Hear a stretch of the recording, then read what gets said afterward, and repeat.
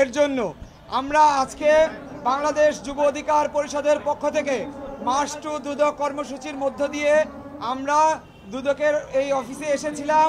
আমরা চেয়ারম্যান সাহেবের সঙ্গে দেখা করেছি।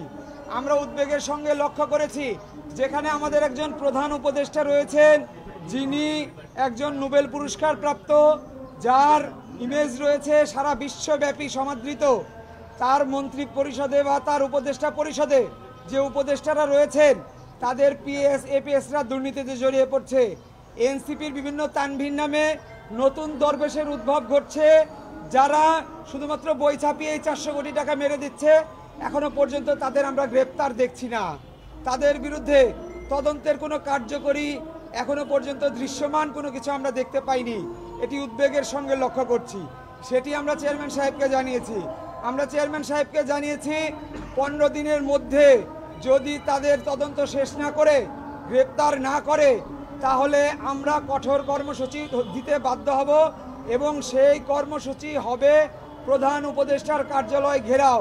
তখন শুধু যুব অধিকার পরিষদ না, তখন ছাত্র যুব গণ থেকে শুরু করে শ্রমিক অধিকার পরিষদ থেকে শুরু করে সারা দেশ থেকে নেতাকর্মীরা আসবে এবং সারা দেশ থেকে নেতাকর্মীরা এসে প্রধান উপদেষ্টার কার্যালয় ঘেরাও করবে।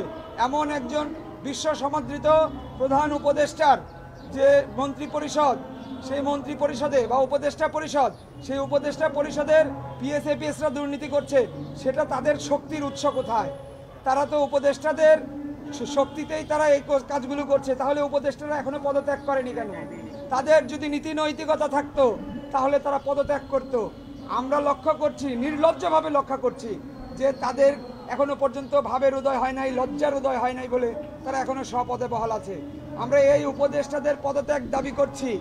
আমরা দ্রুত সময়ের মধ্যে এই যাদের বিরুদ্ধে দুর্নীতির অভিযোগ এসেছে তাদের গ্রেপ্তার দাবি করছি এবং তাদের বিরুদ্ধে কার্যকরী দুদকের ব্যবস্থা গ্রহণ করার দাবি জানাচ্ছি। অন্যথায় আমরা সারা দেশ থেকে নেতাকর্মী নিয়ে এসে আগামী 15 দিন পরে 15 দিন আমরা অপেক্ষা করব, তারপরে আমরা আমাদের কর্মসূচি ঘোষণা করব এবং সেই কর্মসূচি হবে প্রধান উপদেষ্টার কার্যালয় ঘেরাও।